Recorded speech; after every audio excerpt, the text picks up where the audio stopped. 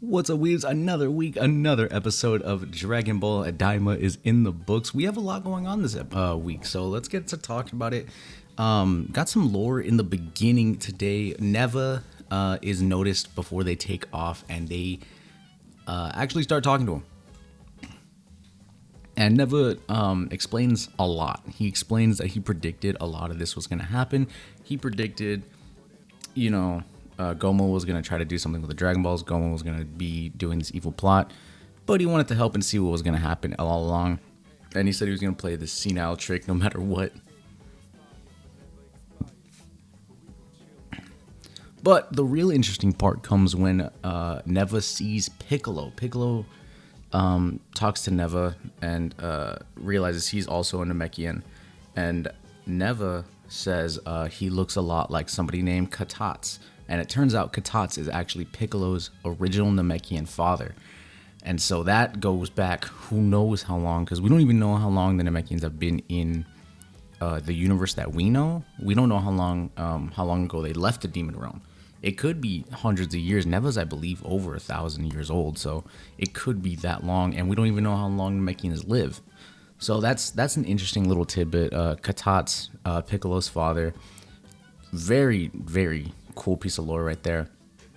Neva also makes the little side comment that Namekians shouldn't use their powers for conflict or violence, and everybody looks at Piccolo. Obviously, we obviously all look at Piccolo because, well, Dragon Ball. And after that, they Neva tells them that once they get all the Dragon Balls, they're gonna need somebody who speaks Namekian, just like when Purunga was summoned. That they're gonna need someone who speaks the Namekian language. Piccolo, so conveniently here, forgot Namekian, so he cannot help them with that. So Neva joins the group to get the rest of the Dragon Balls.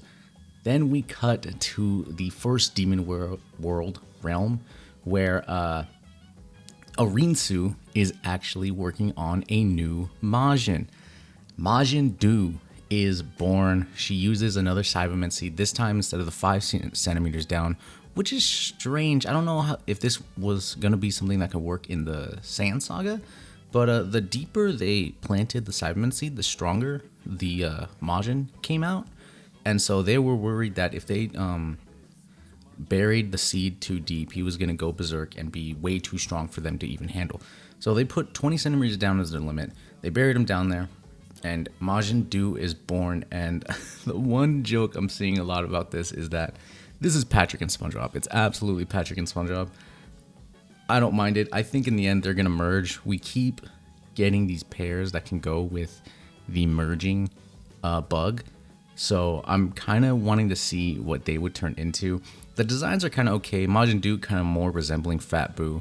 And then after that, we go and after that, everybody starts prepping to do their personal fight. Majin Du is prepping to fight Tamagami 1, and Vegeta is prepping to fight Tamagami 2. Neva also mentions this little side comment that he thinks all the Namekians are coming back someday. I think it's time to give that up, my guy. I think it might be time to give that up. But after that, we set up our fights. Majin Du goes up, challenges Tamagami number 1. And I'm going to talk about these fights separately, but Majin Du versus Tamagami number 1 and Vegeta versus Tamagami number 2. Majin Du starts fighting Tamagami 1, immediately stronger than Ku, putting Tamagami number 1 on his toes, making him actually fight a little bit more seriously. Even though with his fat demeanor and bouncing around, he kind of doesn't know how to take him seriously. But Majin Du is kind of putting some paws on him. And then Tamagami number 1 starts, firing some ki blasts and stuff at Majin Du. He realizes, oh, I think I can do that too. And before he even tests it out on Tamagami 1, he accidentally sends a ki blast to his own face. Kind of just a little comedic moment. But then he starts using ki blasts and such on Tamagami number 1. And then we cut off there, kind of like a midpoint for that fight. And for the Vegeta fight, we get to Tamagami number 2. We challenge him. Vegeta challenges Tamagami number 2. He thinks he's joking because he only sees a kid. And then he sees Neva hanging out with the group in the back. And he realizes, oh, okay, we're going to fight seriously. You got it. Let's do this. So they start fighting, a little back and forth, really nothing too crazy, kind of even in a bit. Vegeta gets a little bit of an edge, but Tamagami number 2 comes and gets a little combo on Vegeta and knocks him into the water. and Vegeta gets jumped by a Kraken. So the Kraken's trying to eat Vegeta. He flies out, but he forgets Tamagami number 2's up there. And so as soon as he flies out, he gets knocked back by Tamagami number 2 back into the Kraken's mouth. And so we end the episode with a cliffhanger of Vegeta has just been eaten and taken to the sea by the Kraken. We don't know what's going to happen. I'm sure if you can put two and two together, I think he's going to come out Super Saiyan Vegeta, where he's going to fight Tamagami number 2. We're going to get very cool scenes, very good ones.